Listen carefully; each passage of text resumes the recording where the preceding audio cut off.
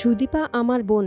২২ বছর পর সমস্ত সত্যি জেনেই সুদীপাকে বুকে টেনে নেয় পরমা। সুদীপা পরমাকে সেবা যত্ন করে সুস্থ করে তোলে। পরমাকে সুস্থ দেখেই সুদীপার কেন যেন মনে হয় সে নিজের জীবন আবারও ফিরে পেয়েছে। সুদীপা পরমাকে তখন বলে, তুমি এই কাজটা কেন করলে পরমা? আমাদের কারো কথা তুমি একবারও চিন্তা করলে না। তুমি আমাদের কথা না ভাবলেও তোমার মা বাবার কথা কিন্তু একবারও তুমি ভাবতে পারতে। তাদের কি হতো? তাদের তো তুমি ছাড়া আর কেউ নেই। তুমি এই কাজটা করে একদম ঠিক করনি। পরমা তখন বলে, আমি সত্যি বলছি, আমি জানি না তখন আমি এসব কেন করেছিলাম। আমার তখন মনে হচ্ছিল এটাই ঠিক, এটাই আমার করা উচিত, তাই আমি সেটা করে ফেলেছি। তাই আমি বুঝতে পারিনি আমার জন্য তোমাদের সবাইকে এত কষ্ট পেতে হবে। তখনই শ্রুতি ও অতনুবাবু বলে, তুই সুস্থ আছিস এটাইতেই আমরা খুব খুশি রে মা, তবে এরকম বোকার মতো কাজ আর কখনোই করবি না। নিজের মেয়েকে সুস্থ দেখেই একটু প্রশান্ত হয় অতনুবাবু। তাই এবার সিদ্ধান্ত নেয় সে সুদীপাকে জানিয়ে দেবে পরমা তার বোন। পরমাও এটা জানা উচিত।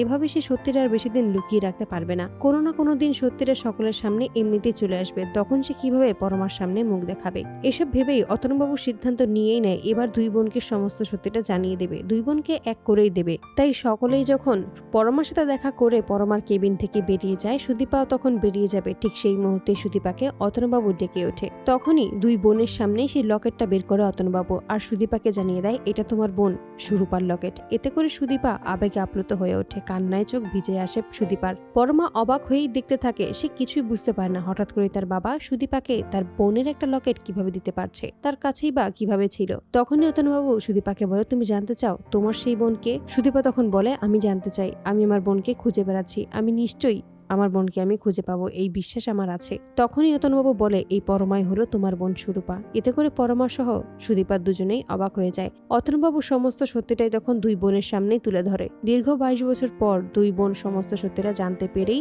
বুকে টেনে নেয় দুজন দুজনকে। পরমা তখন বলে ওঠে, তার মানে তুমি সত্যিই আমার বোন। এই কারণেই তোমার কষ্ট দেখলে আমারও কষ্ট হতো। আদিত্যর পাশে আমি কাউকে সহ্য করতে পারতাম না, কিন্তু তোমাকে দেখার পর আমার রাগ না হয়ে উল্টো কষ্ট হয়েছে। তবে সেটা কেন হয়েছে সেটা আজকে আমি খুব ভালোভাবেই বুঝতে পারছি। সুদীপা বলে, আমারও কেন যেন তোমাকে খুব আপন মনে হতো আমার আপন একজনই আমার পাশে আছে। বন্ধুরা, তোমরা কি চাও যেন ২২ বছর পর অবশেষে দুই বোন সমস্ত সত্যিটাই জানতে পারে এবং দুজন দুজনকে যেন নিজের কাছে টেনে নেয়? কমেন্টে জানাতে ভুলবে না। ভিডিওগুলো ভালো লাগলে অবশ্যই চ্যানেলটি সাবস্ক্রাইব করে তোমাদের বন্ধুদের মাঝে শেয়ার করে দিও। ধন্যবাদ।